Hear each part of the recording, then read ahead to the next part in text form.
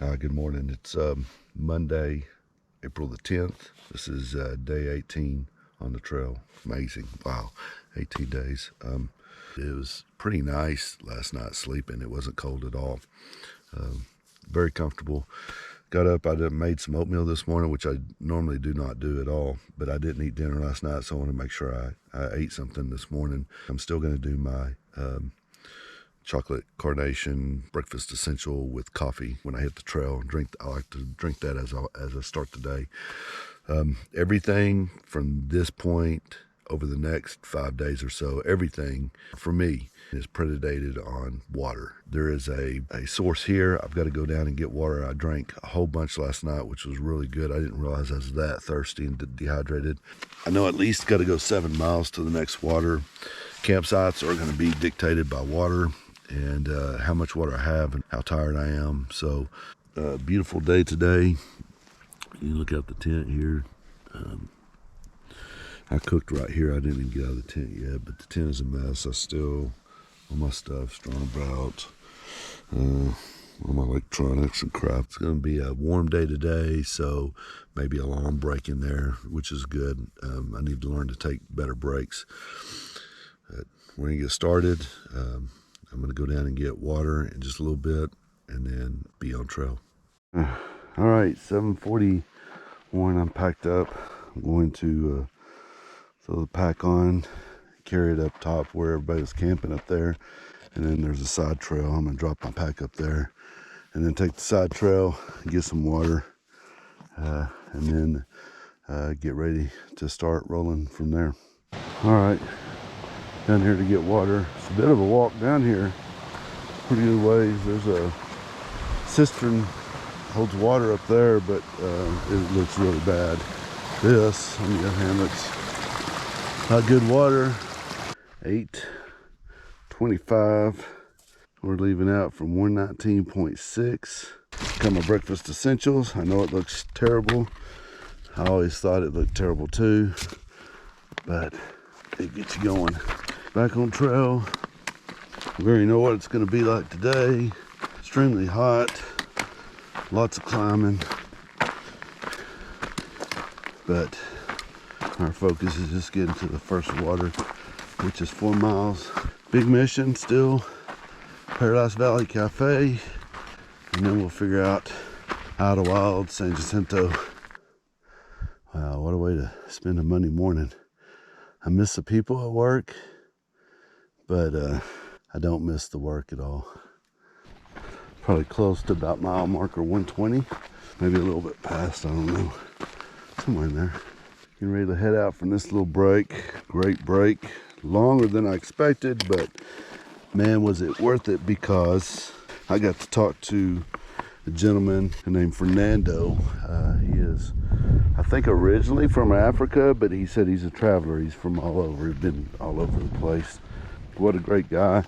Says he lives a simple life and really embracing the trail as being a simple life. Sitting there talking to Fernando. A great pleasure. Would love to sit over a cup of coffee and spend a bit of time with him and hear his stories. But as the trail goes, he's moving on down, I'm moving on down, and we just hope that at some point we cross paths again. But if not, then we had that special moment. Look at that beautiful view. Great view.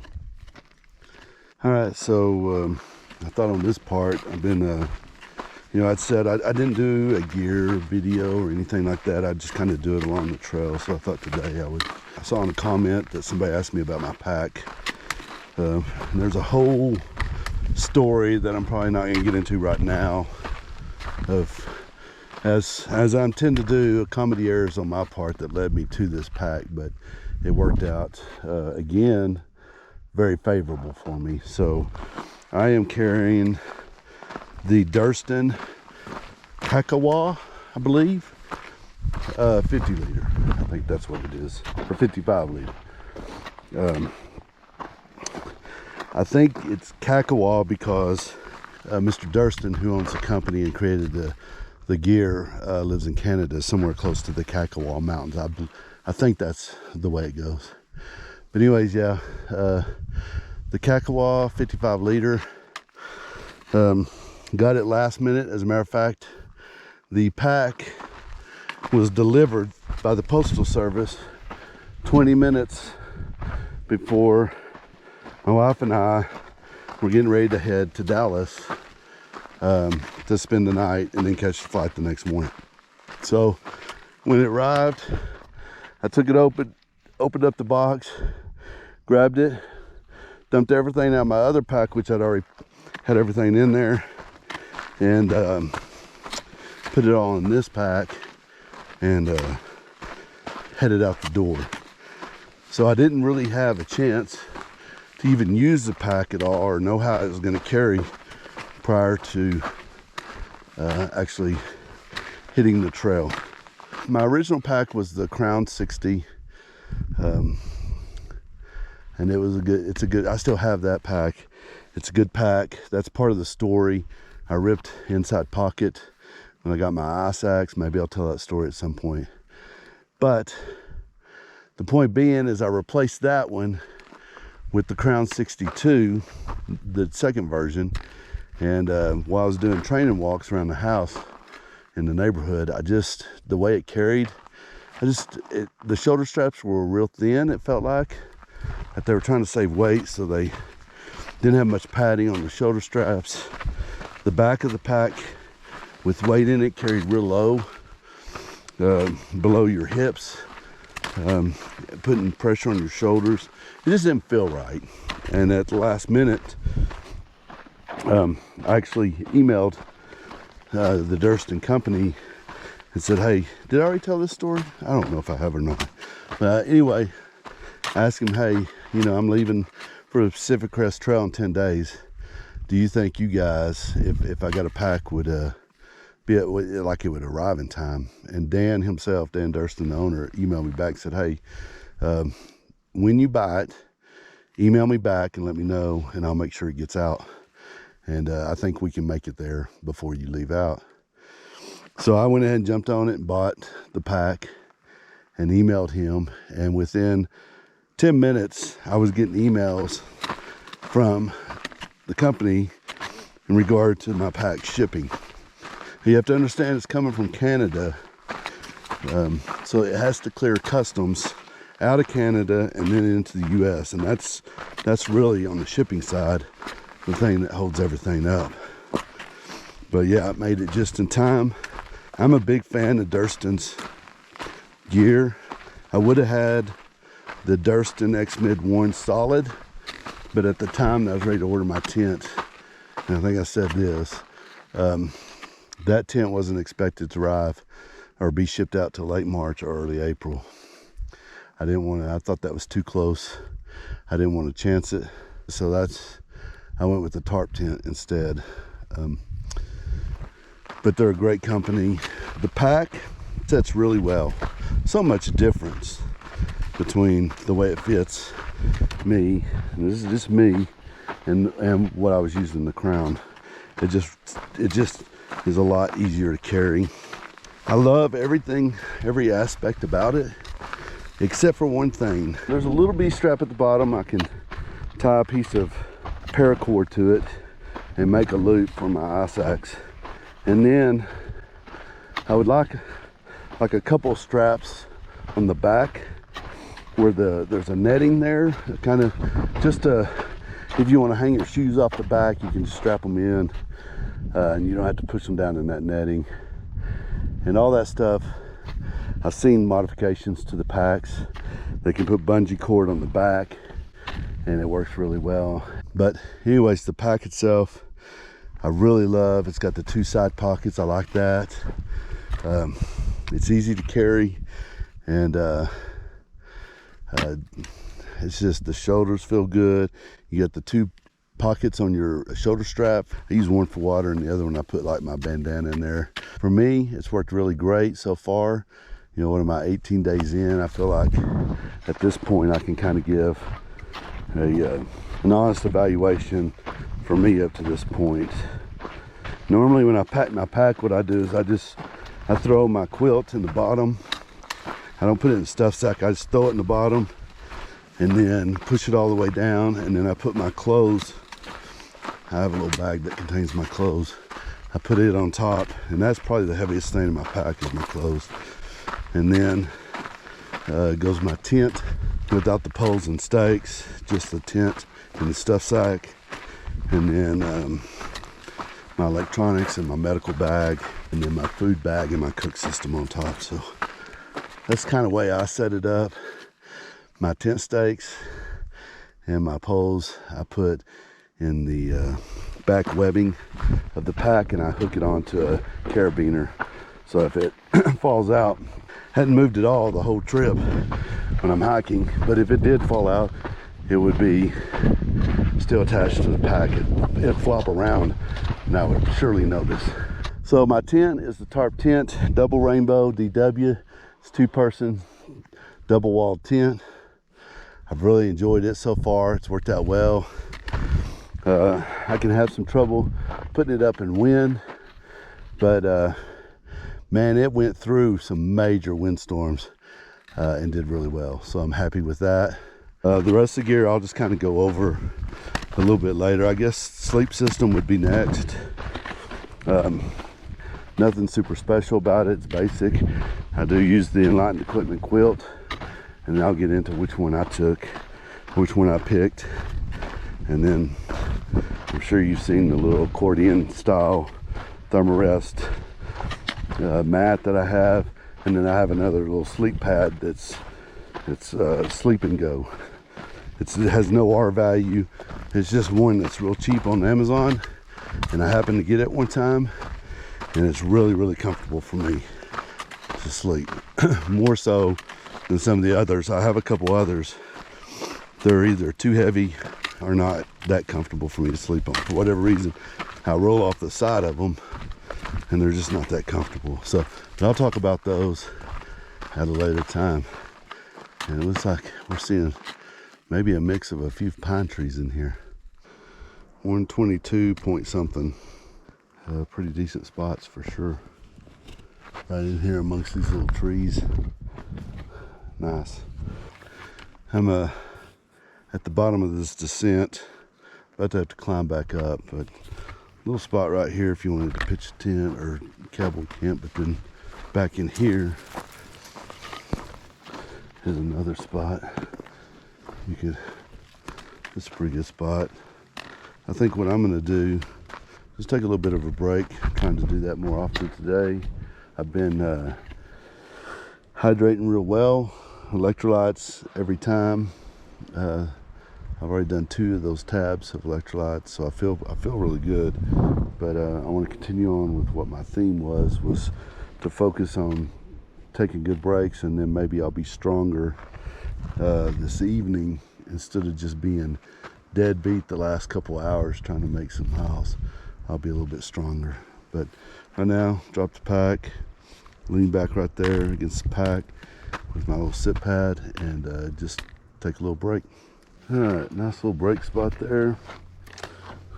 Just lean back against the pack, relaxed a little bit, took my shoes off, let my feet dry out, knocked my socks around, let them dry a little bit, got all the sand out. Just got a Garmin message from Swim Gym. He said there's a little bit of water still flowing at 123.7, which is just about a mile ahead of me. Kind of see just how desolate it is out here. It's just mountain valley running into mountain valley. It's actually pretty cool. It's nice with that breeze because that helps tremendously as far as the heat. Sure, I'm blessed to be able to do this trail this year with all the water, because I don't know how them prior classes made it through here. I got a little bit of water right here. Next water source is Mike's place. That's 3.6 miles. All right, I have over 2 liters. That'll get me the 3.6 to Mike's place where they have the water tank. Now I'm just looking for a spot that might be shaded, semi-shaded. I can just grab lunch, probably a tortilla and some chicken creation or something. I don't want to sit out in the sun and eat, that's for sure. All right, pack is a little heavier because I'm carrying that extra water. This will be a cool little spot. Camp, not the flattest. You got a little bit of flat spot. So you could definitely maybe cowboy camp here, but not till the sunset. Yeah, be too exposed. Be cool to sit up there and eat dinner. Yeah, you could cowboy camp. I would even cowboy camp there. I wouldn't try to set up my tent. We'll say this. Some trail maintenance crews have come in here and done a lot of work. So these shrubs, they cut back. And that's a lot of work. Sure appreciate those crews that come in and do that. We laid right there and relaxed for a little bit. Now we're headed back out into the heat. 3 miles to Mike's place. It's really a struggle here after lunch. And if you can see, but the trail runs up here, up over that hill. It's hot. Very little shade. It's exposed. This is definitely the hardest part for me, for sure. All right, I'm gonna break again. It's nice. Hello, Todd's friends. It's nice and shaded. We got a Slim Jim over there, relaxing. Got all these rocks piled up. There's a nice breeze blowing through these rocks. These rocks are cool to lay up against. And it is so hot out there in the sun. So yeah, we just took a break, but we're taking another one. The heat's getting you.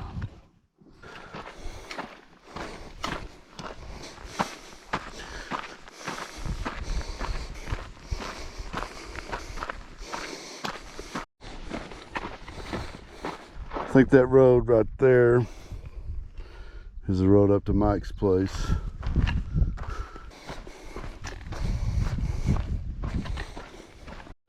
Looks like we got lucky again.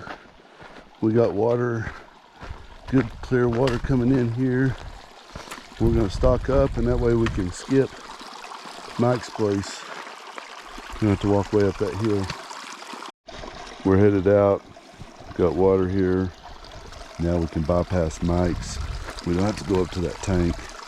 And we're just gonna try to keep going and camp somewhere up on the hill up there. We'll see how it works out. Cut off to Mike's place up there. But we're going that way. All right, that's an overhead shot of Mike's down there. There are people down there at the house. We didn't really go because we weren't sure if the gate was open and we could even camp down there. But I can see some people moving. But we're gonna carry on. Still being down there, setting up our tent, relaxing.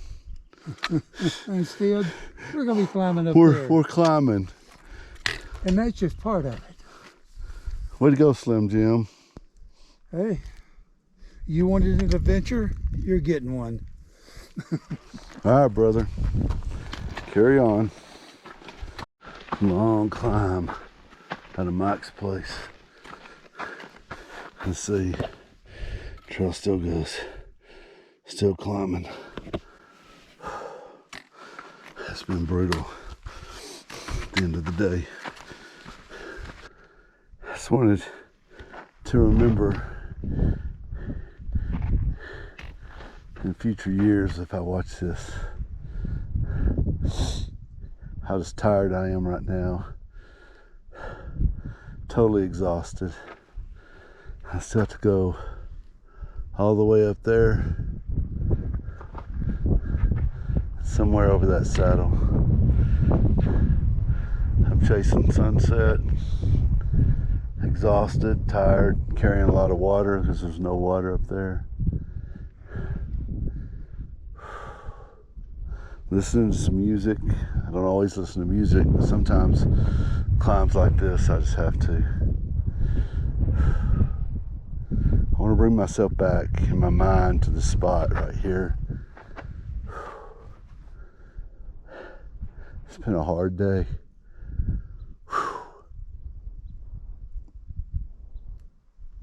Right over there is where I was doing my reflection video. You see Slim Jim up there, maybe. Still climbing towards that saddle to go over. Get on top.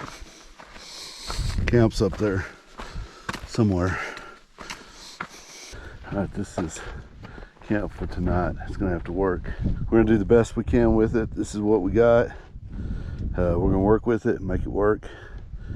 And because we're done for today. I think it'll work. All right, I hope I have enough light. I'm gonna try to close out this video real quick.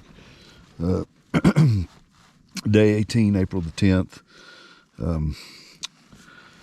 Here at camp, I'm at mile 129.2. Started out at 119.6. It's a lot uphill today. We were real slow, had to take a few breaks because the heat is extremely hot. And then we made that final push from Mike's place up that big hill to now we're on top of the hill. We're camped on top of the hill. I think I had a little bit of video of it. I was just trying to get my tent and everything kind of organized before the sun went down. It got dark, and as you can tell, I've got to have the light on, so I didn't quite make that. Still have not ate anything yet. Debating on that, I'm not sure. But hard day of hiking, but we made it. Slim Jim and I up here, don't know where the rest of the crew is at. Have not heard from them, so we'll try to make contact with some of them tomorrow. Just check on, make sure they're okay. But yeah, very hard day of hiking. Tomorrow we need to do 10, 11, 12 miles, something like that, maybe. Trying to get close to Mary's. It's all downhill. Hopefully we'll get some water. And we did haul up a lot of water for tonight, so we should have water for tomorrow. Anyways, closing this out for tonight. I appreciate everyone that's watching and viewing, and comments. Please leave comments. If you have any questions, leave it in the comments and let me know. And I'll try to answer it either on the video or in the comments themselves. So from mile marker 129 of the Pacific Crest Trail, good night.